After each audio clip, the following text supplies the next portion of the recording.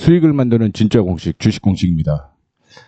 오늘 현대제철에 대한 악재가 나왔어요. 관세에 대한 악재인데 하락의 시작일지 아니면 큰 의미가 없는지 확인을 해보도록 하겠습니다. 단 지금은 굉장히 중요한 시기다라고 보시면 될 것 같습니다. 제가 6월 달부터 현대제철에 대한 내용을 계속 업데이트 했습니다. 그리고 지금 7월 말까지 거의 2달 가까이 현대제철에 대한 얘기를 해드리고 있는데, 이 얘기를 왜 해드리냐면 6월 달에도 관세에 대한 악재는 있었고요.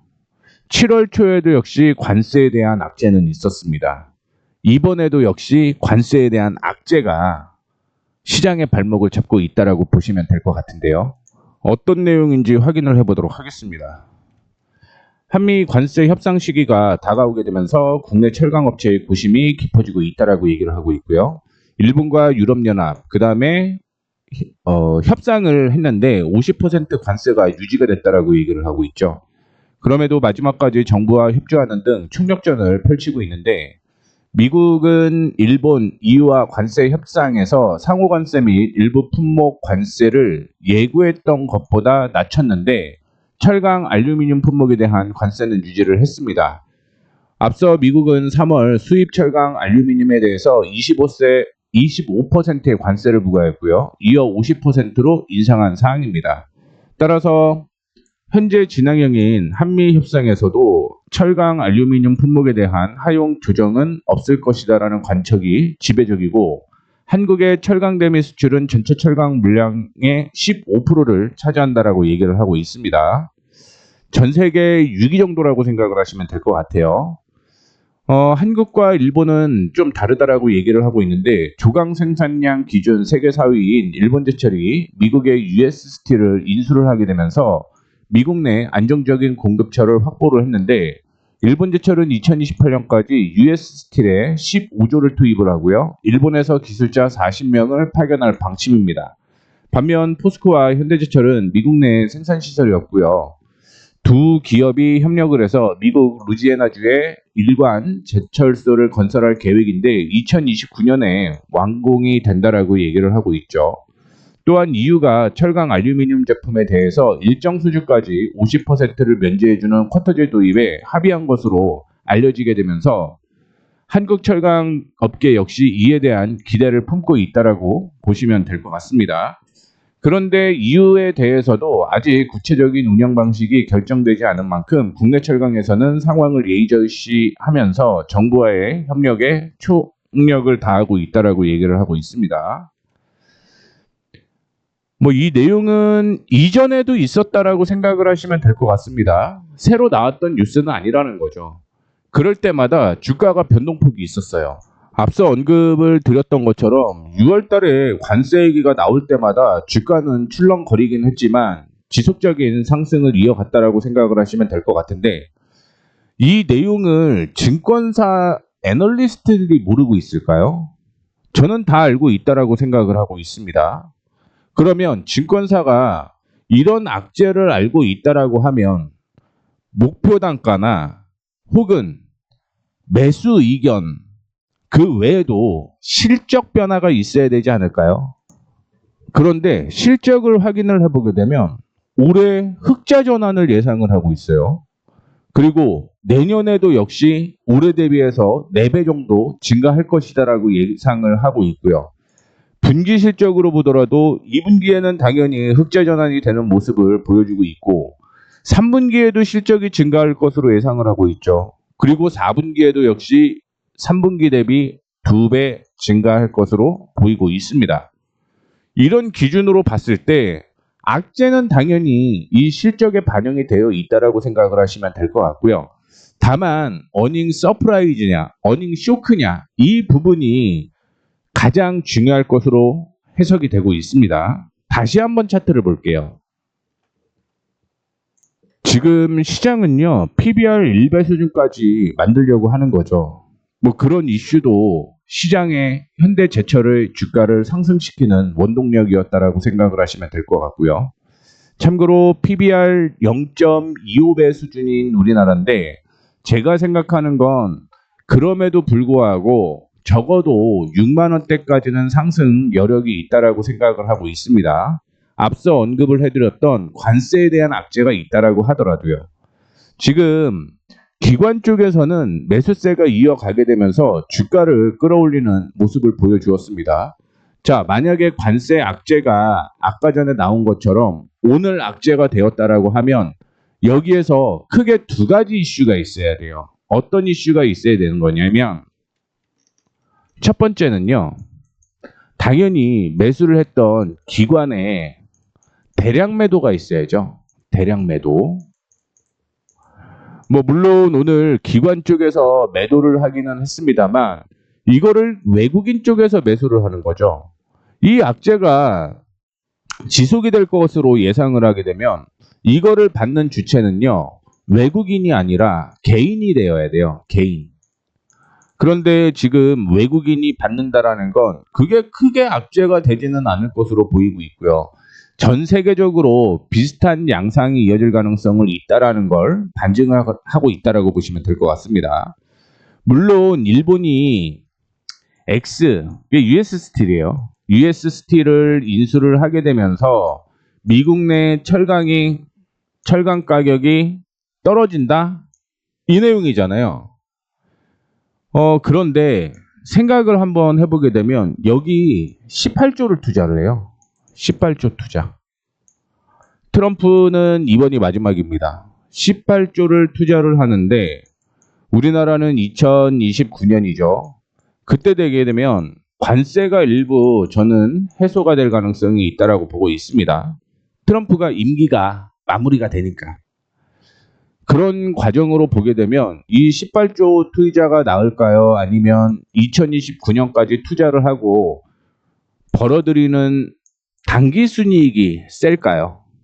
물론 18조에는 US 스틸을 인수하는 가격 외에도 추가 투자에 대한 얘기가 있겠습니다만 결국은 저는 이거 비슷하다라고 봐요. 개인적으로는 비슷하다. 자, 두 번째 확인을 좀 해보도록 하겠습니다. 현대제철과 함께 포스코 홀딩스에 관세 문제가 있는 거죠. 그러면 포스코 홀딩스도 한번 보죠. 포스코 홀딩스. 포스코 홀딩스는 일부 자금을 댈 뿐이에요. 그런데 이게 악재였다라고 하면, 즉 50% 관세가 악재라고 하면 이게 1% 정도밖에 안 밀렸을까요? 저는 아니라고 봅니다. 크게 밀렸어야 된다고 봐요. 그리고 현대제철의 경우는 악재였다라고 하면 거래량이 97%에서 끝날까요? 아니요. 100% 이상 거래가 동반되면서 음봉이 나와야 된다는 얘기죠. 물론 장기적으로 악재일 수는 있습니다. 악재일 수 있는데 관세 문제를 확인을 해보게 되면 이거 미국 기업에도 포함이 됩니다. 미국 기업에도 지금 병뚜껑을 만드는 회사나 혹은 캔을 만드는 회사들이 적자가 지속이 되고 있어요. 적자가 지속이 되고 있는데 그러면 이 회사들이 만약에 정말 힘들어지게 되면 가격 인상을 할 수밖에 없고요. 가격 인상이 되게 되면 이거는 인플레이션 효과가 될 수밖에 없다라고 생각을 하고 있기 때문에 실질적으로는 50% 관세는 결론적으로 이미 알고 있다. 이미 알고 있는 내용. 그 다음에 미국 기업들도 이 관세 때문에 힘들어한다. 그러면 제가 생각하는 건 50%가 아니라 좀 낮출 가능성이 있다. 이렇게 해석을 하시면 될 것 같습니다. 자, 일단은 이 내용까지 말씀을 해드리고 지금 이제 최종으로 정리를 좀 해드리도록 하겠습니다. 만약에 이게 악재가 된다라고 하면 제 관점에서는 적어도 이 상승 추세는 유지가 되고 있는 상황인데 이 상승 추세가 깨지게 되면 그 다음에 리스크예요. 깨지게 되면. 이 깨진다라는 건 어떤 의미냐면 최근에 지지가 형성이 되었던 가격이 34,200원이었습니다. 이 34,200원을 깨지만 않으면 상승 추세의 지지와 함께 이전 저점의 지지가 공존하는 그런 가격이라고 보시면 될 것 같고요. 따라서 이전에 저점이었던 죄송합니다. 34,100원이네요. 34,100원 깨지지 않으면 추세 상승은 이어진다. 추세 상승은 이어진다. 여기에서 하나 정도 더 팁을 드리도록 하겠습니다. 제가 언급을 해드렸던 대로 만약에 34,100원에서 이렇게 양봉이 하나가 나왔다고 가정을 하겠습니다. 양봉이 나오면 여기에서 추가 매수를 할까? 추가 매수? 신규 매수? 요거를 결정을 해야 되잖아요. 어쨌든 양봉이 나왔기 때문에 시장은 깨지지 않는구나. 추세는 지속하는구나를 확인해 볼 수가 있는 거고요. 그러면 우리는 양봉이 나왔을 때 추가 매수할까 신규 매수를 할까를 확인해 볼 때 하나를 더 봐야겠죠. 어떤 거? 기관이 매수를 지속을 하고 있는지까지 보시면 됩니다. 즉, 이 추세가 깨지지 않고 반등이 나왔을 때 만약에 기관 쪽에서 같이 매수가 들어오게 되면 이 종목은 다시 올라가는구나 라고 생각을 하시면 될 것 같고요. 만약에 34,100원을 기관이 매도를 하게 되면서 깨지게 되면 깨질 경우도 있으니까요. 그렇죠? 그럴 경우는 기관 매도가 이어질 때 같이 매도를 해줘야 돼요. 같이 매도해야 됩니다. 왜냐면 조정을 받고 다시 올라올 가능성이 있거든요. 그러면 그 조정은 어디까지 가능성이 있냐면 여기 있죠. 33,000원. 한 3%, 4% 정도 눌릴 가능성이 있는 위치이긴 한데 이때 매수가 진행이 다시 돼야 되는 거예요. 만약에 전체 매도를 안 했고 분할 매도를 했다라고 하면 혹은 신규 매수를 한다라고 가정을 하더라도 34,000원 부근에서 기관의 선택이 어떤지를 체크를 하고 넘어가야 된다라는 거 말씀을 해드리도록 하겠습니다. 이전에 저항을 보면 저항이 맞아요. 저항에서 저항을 받는 겁니다. 이 저항을 저는 뚫고 올라갈 가능성이 있다라고 보고 있고요. 뚫고 올라간다라고 가정을 했을 때 41,000원대까지 상승 여력이 있다라고 생각을 하면 좋을 것 같고요.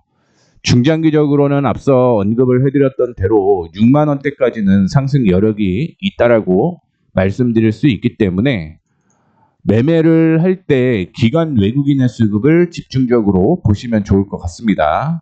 3분기보다는 4분기 실적이 엄청나게 좋아진다는 것도 다시 한번 체크를 해주시면 좋을 것 같고요. 이렇게 현대제철에 대한 매매 전략 마치도록 하겠습니다. 앞서 언급을 해드렸던 대로 혹시 나는 그런 앞서 언급을 해드렸던 매매가 어렵다라고 생각을 하시는 분들은 위에 있죠. 010-6500에 0659로 현대제철이라고 보내주세요. 현대제철이라고 보내주시면 제가 텔레그램 주소를 보내드릴게요. 텔레그램 주소. 제가 지금 한 10개 정도를 보고 있습니다. 아마 제 방송을 보시는 분들은 한 10종목 정도를 지금 추적을 계속하고 있어요. 추적을 하고 있고요. 이 추적된 내용을 변수가 있을 때마다 방송을 녹화하고 있습니다.